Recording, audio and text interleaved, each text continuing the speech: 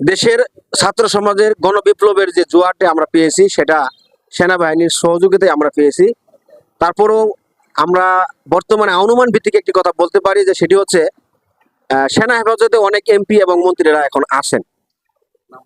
তার মধ্যে অন্যতম হচ্ছে স্বরাষ্ট্রমন্ত্রী আসাদুজ্জামান খান কামাল, তারপরে হাসান মাহমুদ, তারপরে জাহাঙ্গীর কবির নানক এবং সরকারি যে আমলা কর্মকর্তা পুলিশ প্রশাসনের তাদের মধ্যে অনেকেই আছে। তার মধ্যে আমরা বলতে পারি যেমন হাউন আঙ্কেল বা ডিবি হারুন, তারপরে বিপ্লব দেবনাথ, এছাড়াও আরো অনেক সেনাবাহিনীর অনেক প্রশাসনের অনেক লোকজন যারা আওয়ামী লীগ সরকারকে এতদিন দালালি করছে, আওয়ামী লীগ সরকারের এই স্বৈরাচারের দালালি করছে, তারা অনেকেই সেনাবাহিনীর হেফাজতে থাকতে পারে বলে আমি মনে করি।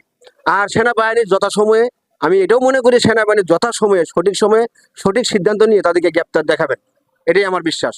আমরা মনে করতেছি বাংলার জনগণ হিসাবে সেনা হেফাজতে যারা থাকতে পারে, যেমন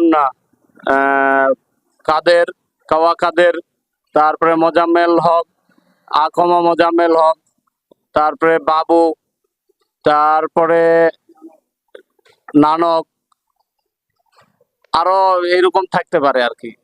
তারপরে হাসান মাহমুদ এবং এই ধরনের যারা মন্ত্রী এমপি ছিল বিগত দিনে এবং পুলিশের সর্বোচ্চ যারা ছিল, এরাই এই সাথে জড়িত থাকতে পারে বলে আমার বিশ্বাস আর কি।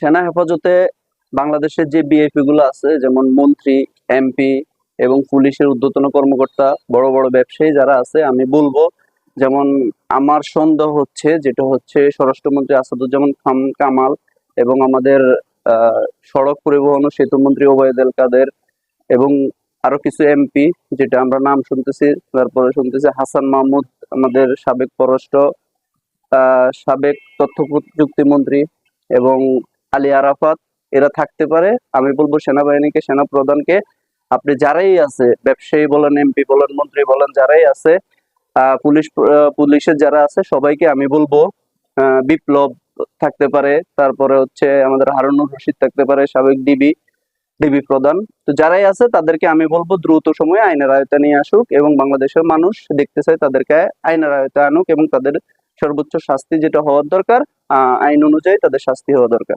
জাহাঙ্গীর কবির নানক, এই লোকটাকে আমার সম্ভবত উনিও ক্যান্টনমেন্টে আছে, উনি দেশ ছাড়া হতে পারে নাই, কারণ উনি 4 তারিখে খুবই নিকৃষ্ট রাত্রেবেলা নিকৃষ্ট ভাষাগুলো ব্যবহার করছে। ওনাকে খুব দরকার বের করা উচিত, খুব দ্রুত ওনার বিচার করা উচিত। উনি এই এই জগতে সবচেয়ে বড় অপরাধী আমার মনে হয়। ওনার বিচারটা এইভাবে ভাবে ওনাকে বের করা উচিত। এরপর আপনার এই যে শিক্ষা পররাষ্ট্রমন্ত্রী, উনিও আছে আমার মনে হয় দেশে, এখনো উনিও দেশ ছাড়তে পারেন নাই।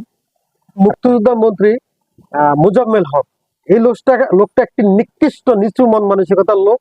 এই লোকটা নিজেও একটা রাজাকার, সে সবসময় নিজে রাজাকার হয়ে সবসময় যারা অরিজিনাল মুক্তিযোদ্ধা ছিল তাদেরকে বানিয়েছে রাজাকার, আর যারা মুক্তিযোদ্ধা ছিল তাদেরকে, যারা রাজাকার ছিল 71 তাদেরকে বানিয়েছে মুক্তিযোদ্ধা।